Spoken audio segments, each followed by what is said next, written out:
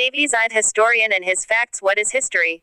Lest anyone think the question meaningless or superfluous, I will take as my text two passages relating respectively to the first and second incarnations of the Cambridge modern history.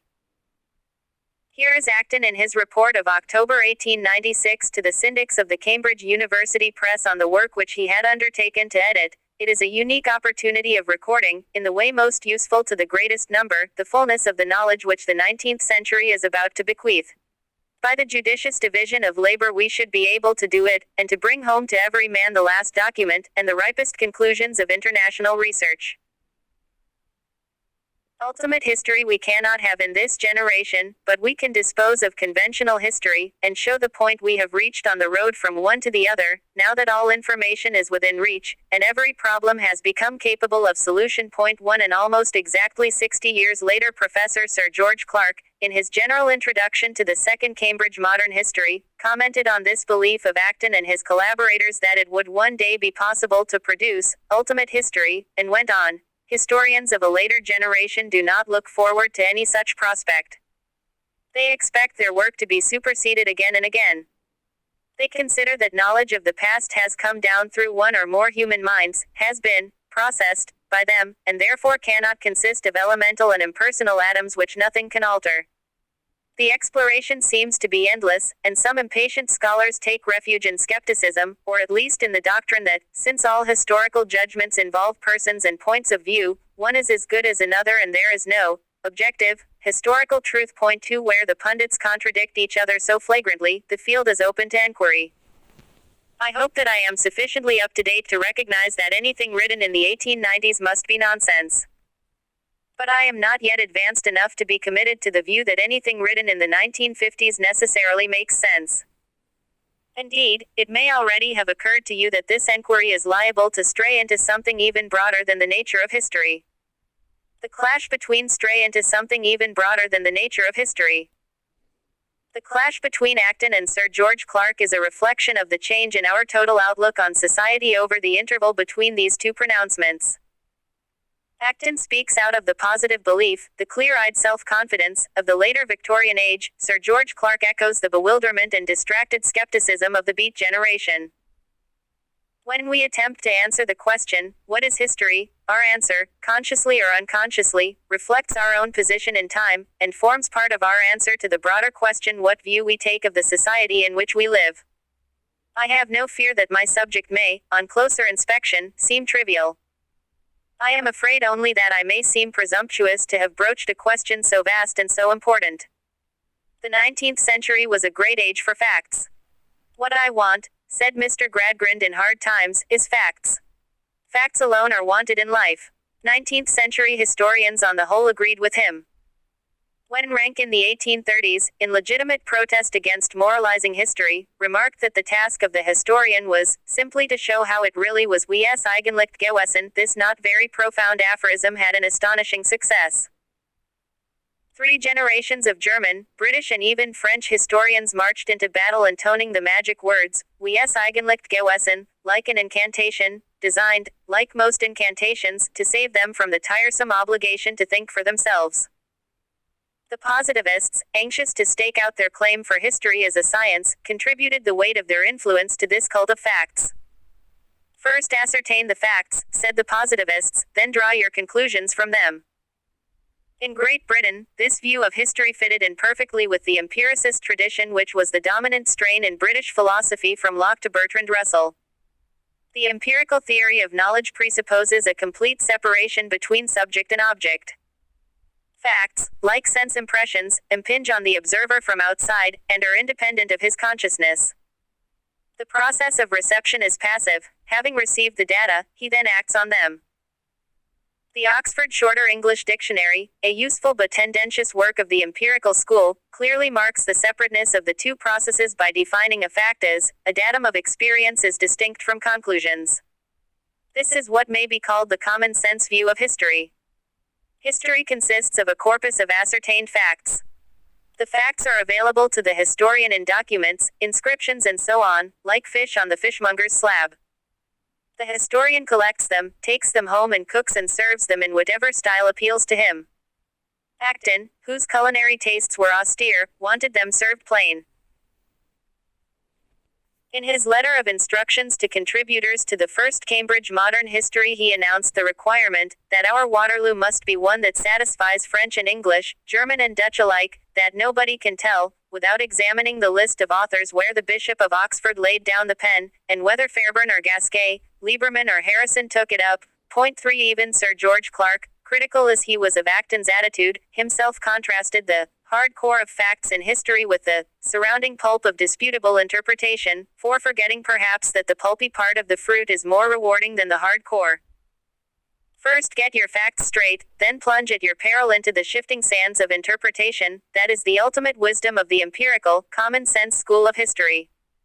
It recalls the favorite dictum of the great liberal journalist C. Scott: facts are sacred, opinion is free. Now this clearly will not do. I shall not embark on a philosophical discussion of the nature of our knowledge of the past. Let us assume for present purposes that the fact that Caesar crossed the Rubicon and the fact there is a table in the middle of the room are facts of the same or of a comparable order, that both these facts enter our consciousness in the same or in a comparable manner, and that both have the same objective character in relation to the person who knows them. But, even on this bold and not very plausible assumption, our argument at once runs into the difficulty that not all facts about the past are historical facts, or are treated as such by the historian. What is the criterion which distinguishes the facts of history from other facts about the past? What is a historical fact? This is a crucial question into which we must look a little more closely. According to the common sense view, there are certain basic facts which are the same for all historians and which form, so to speak, the backbone of history. The fact, for example, that the Battle of Hastings was fought in 1066. But this view calls for two observations. In the first place, it is not with facts like these that the historian is primarily concerned. It is no doubt important to know that the great battle was fought in 1066 and not in 1065 or 1067, and that it was fought at Hastings and not at Eastbourne or Brighton. The historian must not get these things wrong. But when points of this kind are raised, I am reminded of Haussmann's remark that accuracy is a duty, not a virtue. Point 5. To praise a historian for his accuracy is like praising an architect for using well-seasoned timber or properly mixed concrete in his building. It is a necessary condition of his work, but not his essential function. It is precisely for matters of this kind that the historian is entitled to rely on what have been called the auxiliary sciences of history, archaeology, epigraphy, numismatics, chronology, and so forth.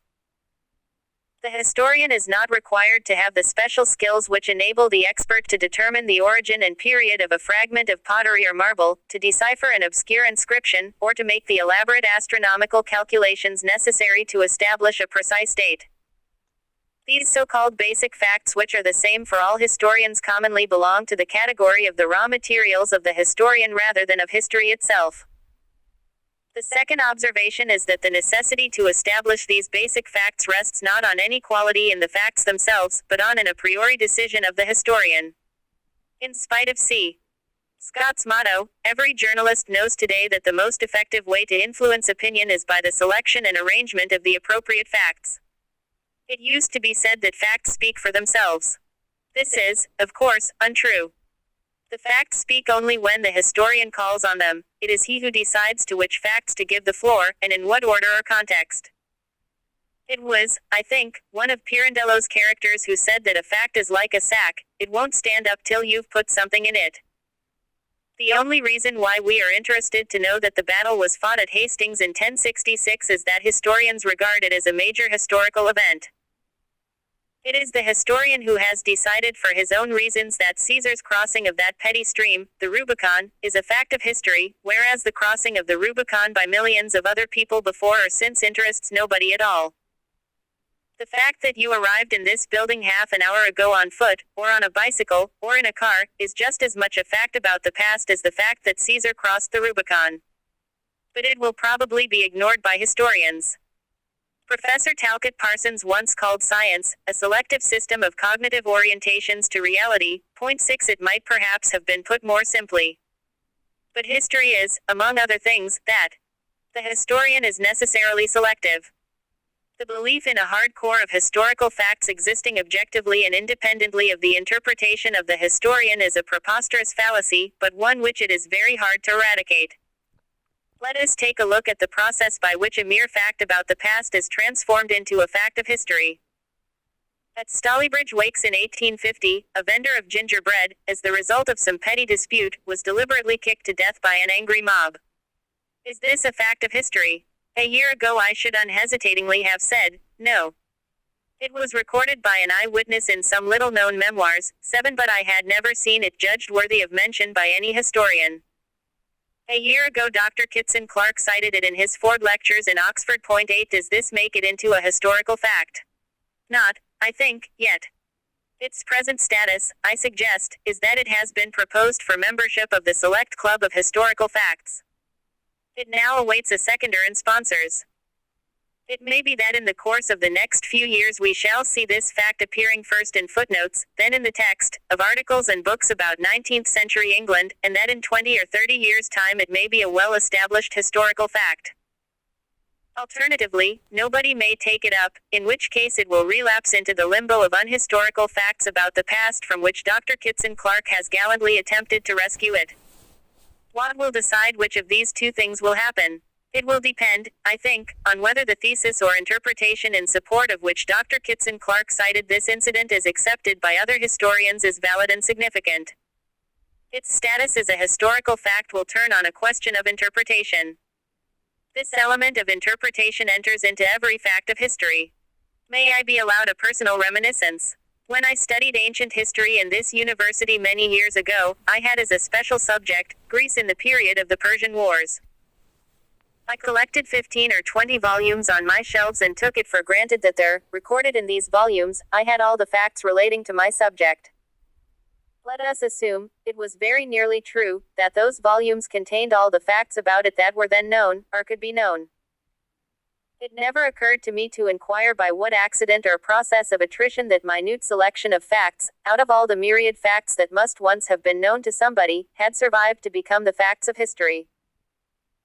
I suspect that even today one of the fascinations of ancient and medieval history is that it gives us the illusion of having all the facts at our disposal within a manageable compass. The nagging distinction between the facts of history and other facts about the past vanishes because the few known facts are all facts of history. As Barry, who had worked in both periods, said, the records of ancient and medieval history are starred with lacunae. 9 History has been called an enormous jigsaw with a lot of missing parts. But the main trouble does not consist in the lacunae. Our picture of Greece in the 5th century BC is defective not primarily because so many of the bits have been accidentally lost, but because it is, by and large, the picture formed by a tiny group of people in the city of Athens. We know a lot about what 5th century Greece looked like to an Athenian citizen, but hardly anything about what it looked like to a Spartan, a Corinthian or a Theban, not to mention a Persian, or a slave or other non-citizen resident in Athens. Our picture has been pre-selected and predetermined for us, not so much by accident as by people who were consciously or unconsciously imbued with a particular view and thought the facts which supported that view worth preserving. In the same way, when I read in a modern history of the Middle Ages that the people of the Middle Ages were deeply concerned with religion, I wonder how we know this, and whether it is true.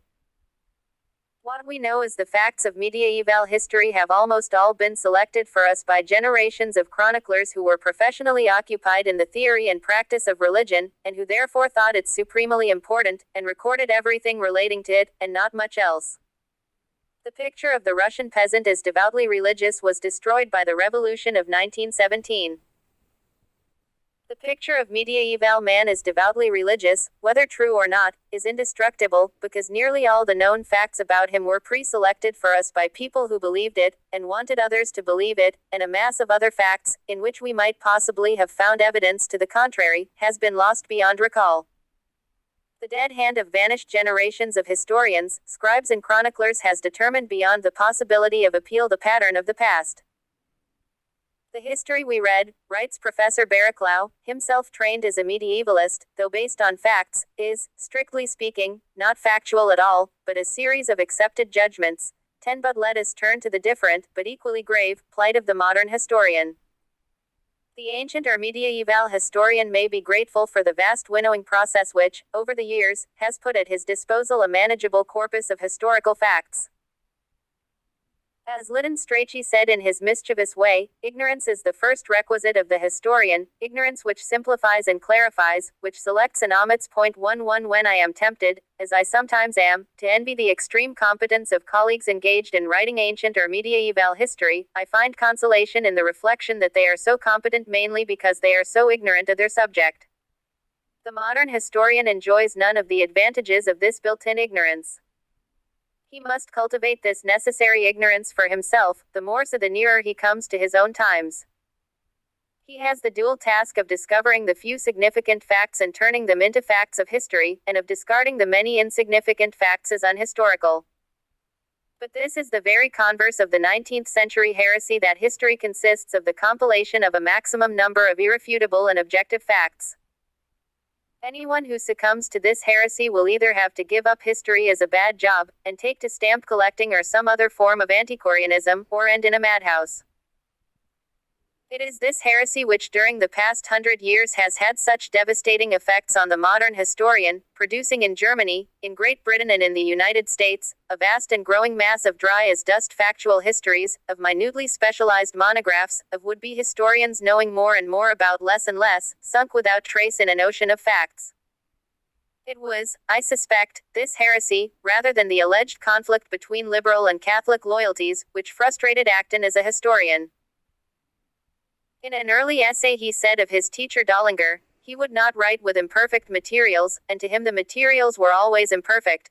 12 Acton was surely here pronouncing an anticipatory verdict on himself, on that strange phenomenon of a historian whom many would regard as the most distinguished occupant the Regius chair of modern history in this university has ever had, but who wrote no history.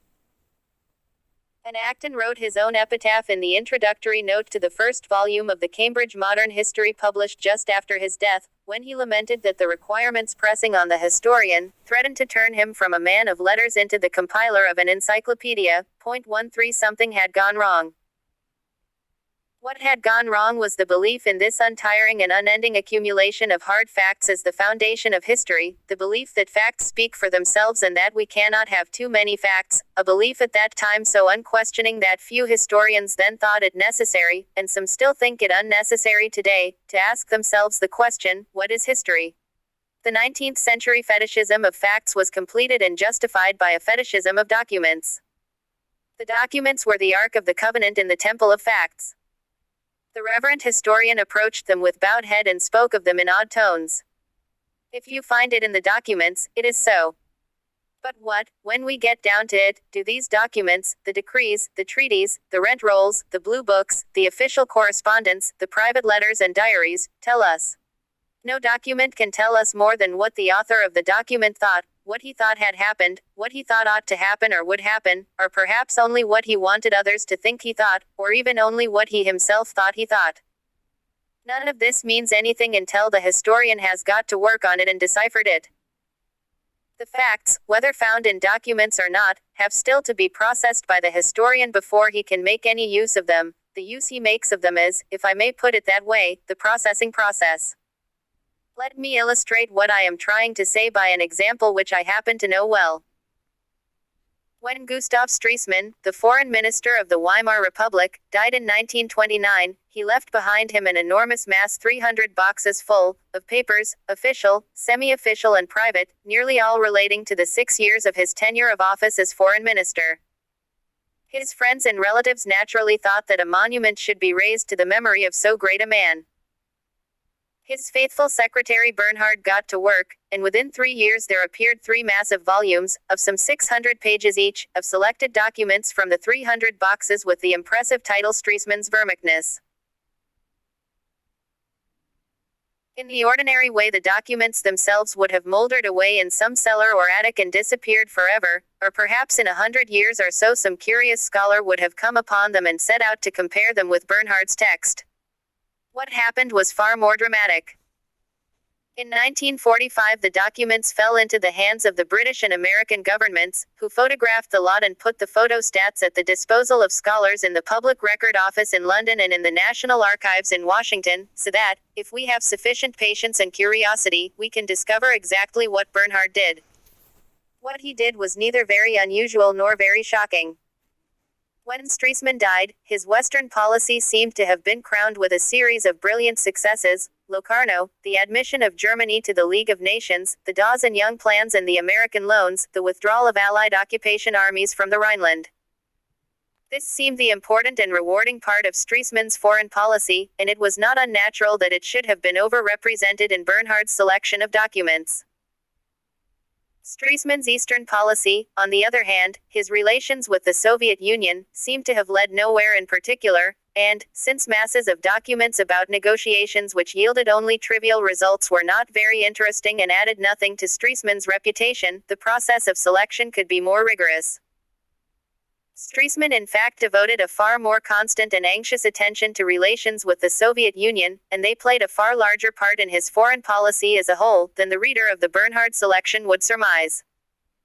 But the Bernhard volumes compare favorably, I suspect, with many published collections of documents on which the ordinary historian implicitly relies. This is not the end of my story. Shortly after the publication of Bernhard's volumes, Hitler came into power.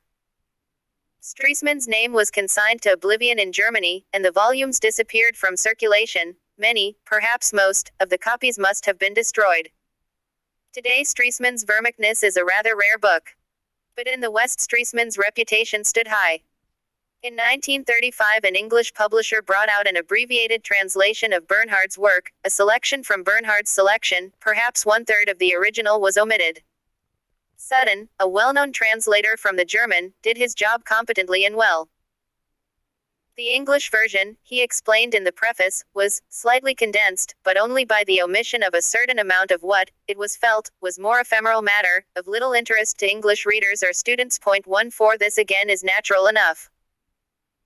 But the result is that Stresemann's Eastern policy, already underrepresented in Bernhard, recedes still further from view, and the Soviet Union appears in Sutton's volumes merely as an occasional and rather unwelcome intruder in Stresemann's predominantly Western foreign policy. Yet it is safe to say that, for all except a few specialists, Sutton and not Bernhard, and still less the documents themselves, represents for the Western world the authentic voice of Stresemann. Had the documents perished in 1945 in the bombing, and had the remaining Bernhard volumes disappeared, the authenticity and authority of Sutton would never have been questioned.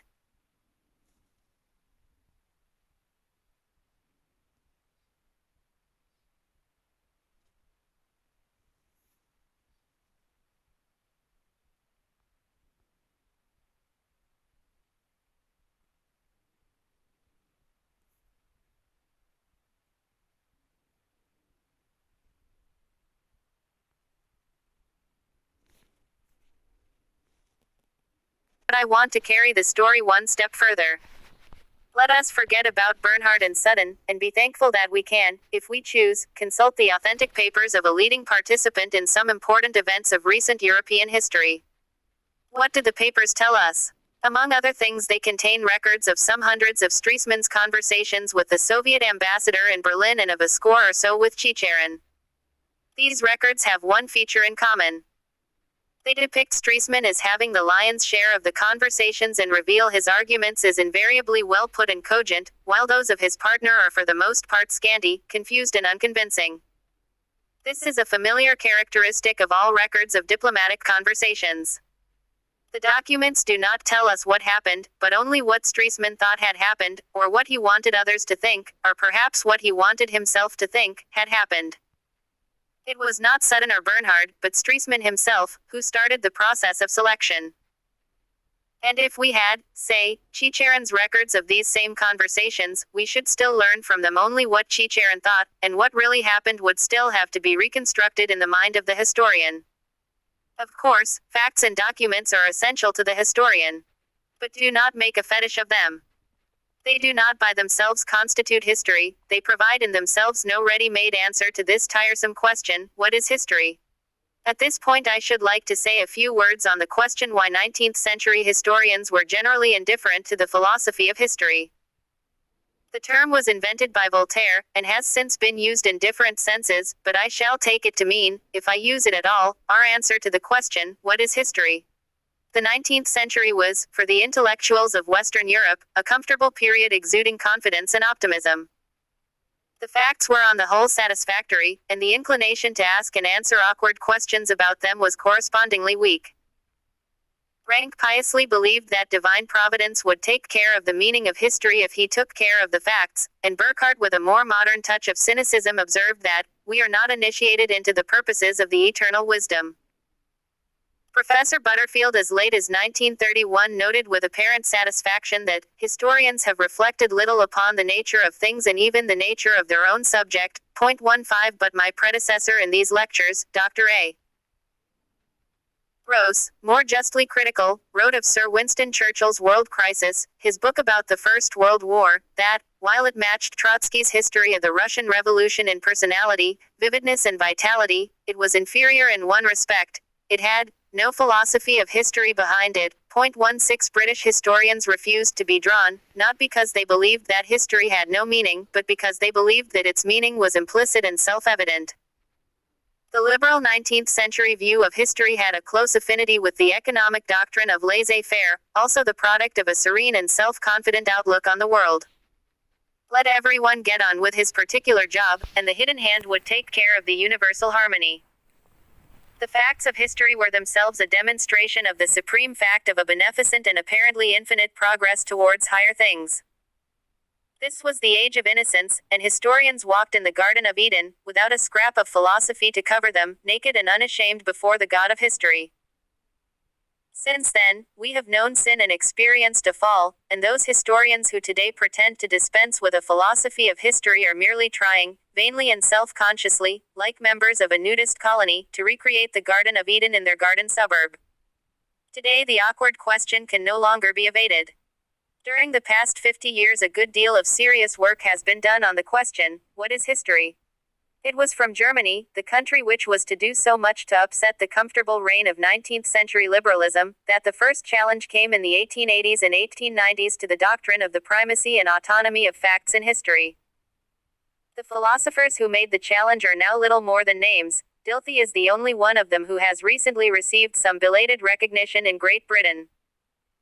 Before the turn of the century, prosperity and confidence were still too great in this country for any attention to be paid to heretics who attacked the cult of facts. But early in the new century, the torch passed to Italy, where Croce began to propound a philosophy of history which obviously owed much to German masters. All history is contemporary history, declared Croce. 17. Meaning that history consists essentially in seeing the past through the eyes of the present and in the light of its problems, and that the main work of the historian is not to record, but to evaluate, for, if he does not evaluate, how can he know what is worth recording? In 1910 the American historian, Carl Becker, argued in deliberately provocative language that, the facts of history do not exist for any historian till he creates them. 18. These challenges were for the moment little noticed. It was only after 1920 that Croce began to have a considerable vogue in France and Great Britain. This was not perhaps because Croce was a subtler thinker or a better stylist than his German predecessors, but because, after the First World War, the facts seemed to smile on us less propitiously than in the years before 1914, and we were therefore more accessible to a philosophy which sought to diminish their prestige. Croce was an important influence on the Oxford philosopher and historian Collingwood, the only British thinker in the present century who has made a serious contribution to the philosophy of history. He did not live to write the systematic treatise he had planned, but his published and unpublished papers on the subject were collected after his death in a volume entitled The Idea of History, which appeared in 1945. The views of Collingwood can be summarized as follows. The philosophy of history is concerned neither with the past by itself, nor with the historian's thought about it by itself, but with the two things in their mutual relations. This dictum reflects the two current meanings of the word history, the enquiry conducted by the historian and the series of past events into which he enquires. The past which an historian studies is not a dead past, but a past which in some sense is still living in the present. But a past act is dead, i.e., meaningless to the historian, unless he can understand the thought that lay behind it. Hence, all history is the history of thought, and history is the reenactment in the historian's mind of the thought whose history he is studying. The reconstitution of the past in the historian's mind is dependent on empirical evidence. But it is not in itself an empirical process, and cannot consist in a mere recital of facts. On the contrary, the process of reconstitution governs the selection and interpretation of the facts. This, indeed, is what makes them historical facts. History, says Professor Oakeshott, who on this point stands near to Collingwood, is the historian's experience. It is made by nobody save the historian. To write history is the only way of making it. 19 This searching critique, though it may call for some serious reservations, brings to light certain neglected truths. In the first place, the facts of history never come to us pure, since they do not and cannot exist in a pure form. They are always refracted through the mind of the recorder. It follows that when we take up a work of history, our first concern should be not with the facts which it contains but with the historian who wrote it. Let me take as an example the great historian in whose honor and in whose name these lectures were founded. Trevelyan, as he tells us in his autobiography, was brought up at home on a somewhat exuberantly Whig tradition, 20, and he would not, I hope, disclaim the title if I described him as the last and not the least of the great English liberal historians of the Whig tradition. It is not for nothing that he traces back his family tree, through the great Whig historian George Otto Trevelyan, to Macaulay, incomparably the greatest of the Whig historians. Dr. Trevelyan's finest and maturest work, England under Queen Anne, was written against that background, and will yield its full meaning and significance to the reader only when read against that background. The author, indeed, leaves the reader with no excuse for failing to do so. For if, following the technique of connoisseurs of detective novels, you read the end first, you will find on the last few pages of the third volume the best summary known to me of what is nowadays called the Whig interpretation of history, and you will see that what Trevelyan is trying to do is to investigate the origin and development of the Whig tradition, and to root it fairly and squarely in the years after the death of its founder, William III. Though this is not, perhaps, the only conceivable interpretation of the events of Queen Anne's reign, it is a valid and, in Trevelyan's hands, a fruitful interpretation. But, in order to appreciate it at its full value, you have to understand what the historian is doing. For if, as Collingwood says, the historian must reenact in thought what has gone on in the mind of his dramatis personae, so the reader in his turn must reenact what goes on in the mind of the historian. Study the historian before you begin to study the facts. This is, after all, not very abstruse. It is what is already done by the intelligent undergraduate who, when recommended to read a work by that great scholar Jones of St. Jude's, goes round to a friend at St. Jude's to ask what sort of chap Jones is, and what bees he has in his bonnet. When you read a work of history, always listen out for the buzzing. If you can detect none, either you are tone deaf or your historian is a dull dog. The facts are really not at all like fish on the fishmonger's slab. They are like fish swimming about in a vast and sometimes inaccessible ocean, and what the historian catches will depend, partly on chance, but mainly on what part of the ocean he chooses to fish in and what tackle he chooses to use, these two factors being, of course, determined by the kind of fish he wants to catch.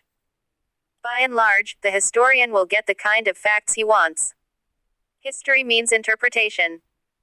Indeed, if, standing Sir George Clark on his head, I were to call history a hard core of interpretation surrounded by a pulp of disputable facts, my statement would, no doubt, be one-sided and misleading, but no more so, I venture to think, than the original dictum. The second point is the more familiar one of the historian's need of imaginative understanding for the minds of the people with whom he is dealing, for the thought behind their acts, I say, imaginative understanding, not sympathy, lest sympathy should be supposed to imply agreement. The 19th century was weak in mediaeval history, because it was too much repelled by the superstitious beliefs of the Middle Ages and by the barbarities which they inspired, to have any imaginative understanding of mediaeval people. Or take Burckhardt's censorious remark about the 30 Years' War, it is scandalous for a creed, no matter whether it is Catholic or Protestant, to place its salvation above the integrity of the nation, Point 21. It was extremely difficult for a 19th-century liberal historian, brought up to believe that it is right and praiseworthy to kill in defense of one's country, but wicked and wrong-headed to kill in defense of one's religion, to enter into the state of mind of those who fought the 30 Years' War. This difficulty is particularly acute in the field in which I am now working. Much of what has been written in English-speaking countries in the last 10 years about the Soviet Union, and in the Soviet Union about the English-speaking countries, has been vitiated by this inability to achieve even the most elementary measure of imaginative understanding of what goes on in the mind of the other party, so that the words and actions of the other are always made to appear malign, senseless or hypocritical. History cannot be written unless the historian can achieve some kind of contact with the mind of those about whom he is writing. The third point is that we can view the past, and achieve our understanding of the past, only through the eyes of the present. The historian is of his own age, and is bounded by the conditions of human existence. The very words which he uses, words like democracy, empire, war, revolution, have current connotations from which he cannot divorce them. Ancient historians have taken to using words like polis and plebs in the original, just in order to show that they have not fallen into this trap. This does not help them. They, too, live in the present, and cannot cheat themselves into the past by using unfamiliar or obsolete words, any more than they would become better Greek or Roman historians if they delivered their lectures in a chlamys or a toga. The names by which successive French historians have described the Parisian crowds which played so prominent a role in the French Revolution, les sans culottes, le peuple, le canaille, les bras nus, are all, for those who know the rules of the game, manifestos of a political affiliation and of a particular interpretation. Yet the historian is obliged to choose, the use of language forbids him to be neutral. Nor is it a matter of words alone. Over the past 100 years the changed balance of power in Europe has reversed the attitude of British historians to Frederick the Great. The changed balance of power within the Christian churches between Catholicism and Protestantism has profoundly altered their attitude to such figures as Loyola, Luther and Cromwell. It requires only a superficial knowledge of the work of French historians of the last 40 years on the French Revolution to recognize how deeply it has been affected by the Russian Revolution of 1917. The historian belongs not to the past but to the present. Professor Trevor Roper tells us that the historian ought to love the past. Point 22. This is a dubious injunction. To love the past may easily be an expression of the nostalgic romanticism of old men and old societies, a symptom of loss of faith and interest in the present or future. Point 23. Cliché for cliché, I should prefer the one about freeing oneself from the dead hand of the past. The function of the historian is neither to love the past nor to emancipate himself from the past, but to master and understand it as the key to the understanding of the present. If, however, these are some of the insights of what I may call the Collingwood view of history, it is time to consider some of the dangers. The emphasis on the role of the historian in the making of history tends, if pressed to its logical conclusion, to rule out any objective history at all. History is what the historian makes. Collingwood seems indeed, at one moment, in an unpublished note quoted by his editor, to have reached this conclusion. St. Augustine looked at history from the point of view of the early Christian, Tillemont, from that of a 17th-century Frenchman, Gibbon, from that of an 18th-century Englishman, Mommsen from that of a 19th-century German. There is no point in asking which was the right point of view. Each was the only one possible for the man who adopted it. Point 24. This amounts to total skepticism, like Froude's remark that history is a child's box of letters with which we can spell any word we please. Point 25. Collingwood, in his reaction against scissors and paste history, against the view of history as a mere compilation of facts, comes perilously near to treating history as something spun out of the human brain, and leads back to the conclusion referred to by Sir George Clark in the passage which I quoted earlier, that there is no objective, historical truth. In place of the theory that history has no meaning, we are offered here the theory of an infinity of meanings, none any more right than any other, which comes to much the same thing. The second theory is surely as untenable as the first. It does not follow that, because a mountain appears to take on different shapes from different angles of vision, it has objectively either no shape at all or an infinity of shapes. It does not follow that, because interpretation plays a necessary part in establishing the facts of history, and because no existing interpretation is wholly objective, one interpretation is as good as another, and the facts of history are in principle not amenable to objective interpretation. I shall have to consider at a later stage what exactly is meant by objectivity in history. But a still greater danger lurks in the Collingwood hypothesis. If the historian necessarily looks at his period of history through the eyes of his own time, and studies the problems of the past as a key to those of the present, will he not fall into a purely pragmatic view of the facts, and maintain that the criterion of a right interpretation is its suitability to some present purpose? On this hypothesis, the facts of history are nothing, interpretation is everything. Nietzsche had already enunciated the principle, the falseness of an opinion is not for us any objection to it. The question is how far it is life-furthering, life-preserving, species-preserving, perhaps species-creating. 26 The American pragmatists moved, less explicitly and less wholeheartedly, along the same line. Knowledge is knowledge for some purpose.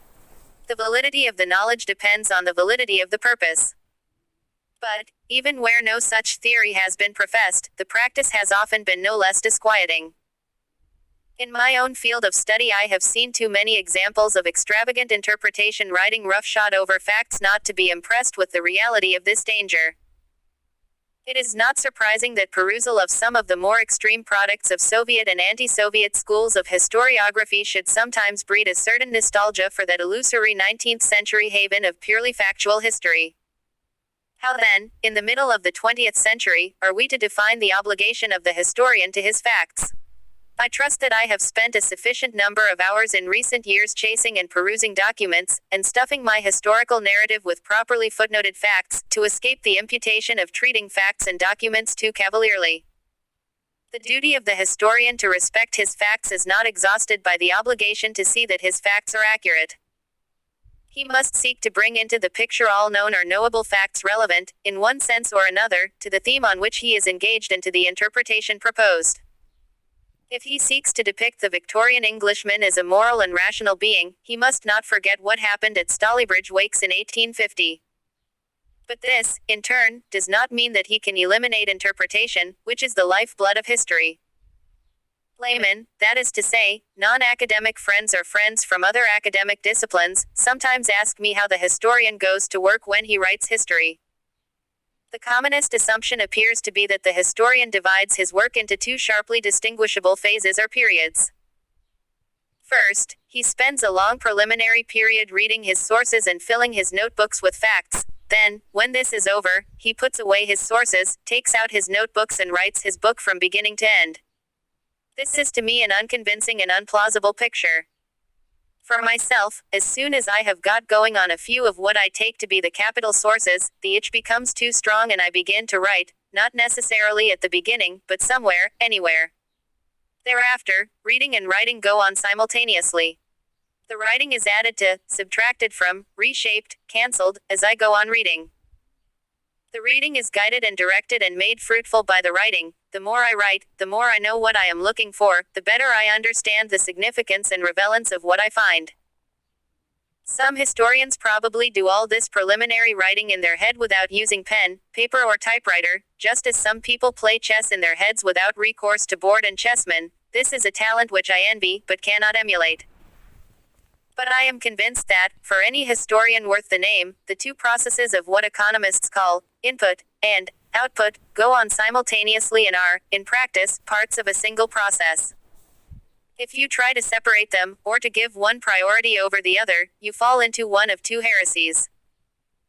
Either you write scissors and paste history without meaning or significance, or you write propaganda or historical fiction, and merely use facts of the past to embroider a kind of writing which has nothing to do with history. Our examination of the relation of the historian to the facts of history finds us, therefore, in an apparently precarious situation, navigating delicately between the scylla of an untenable theory of history as an objective compilation of facts, of the unqualified primacy of fact over interpretation, and the Charybdis of an equally untenable theory of history as the subjective product of the mind of the historian who establishes the facts of history and masters them through the process of interpretation, between a view of history having the center of gravity in the past and a view having the center of gravity in the present. But our situation is less precarious than it seems. We shall encounter the same dichotomy of fact and interpretation again in these lectures in other guises, the particular and the general, the empirical and the theoretical, the objective and the subjective. The predicament of the historian is a reflection of the nature of man. Man, except perhaps in earliest infancy and in extreme old age, is not totally involved in his environment and unconditionally subject to it. On the other hand, he is never totally independent of it and its unconditional master. The relation of man to his environment is the relation of the historian to his theme. The historian is neither the humble slave, nor the tyrannical master, of his facts. The relation between the historian and his facts is one of equality, of give and take. As any working historian knows, if he stops to reflect on what he is doing as he thinks and writes, the historian is engaged on a continuous process of molding his facts to his interpretation and his interpretation to his facts. It is impossible to assign primacy to one over the other. The historian starts with a provisional selection of facts and a provisional interpretation in the light of which that selection has been made, by others as well as by himself. As he works, both the interpretation and the selection and ordering of facts undergo subtle and perhaps partly unconscious changes through the reciprocal action of one or the other. And this reciprocal action also involves reciprocity between present and past, since the historian is part of the present and the facts belong to the past. The historian and the facts of history are necessary to one another. The historian without his facts is rootless and futile, the facts without their historian are dead and meaningless. My first answer therefore to the question, what is history, is that it is a continuous process of interaction between the historian and his facts, an unending dialogue between the present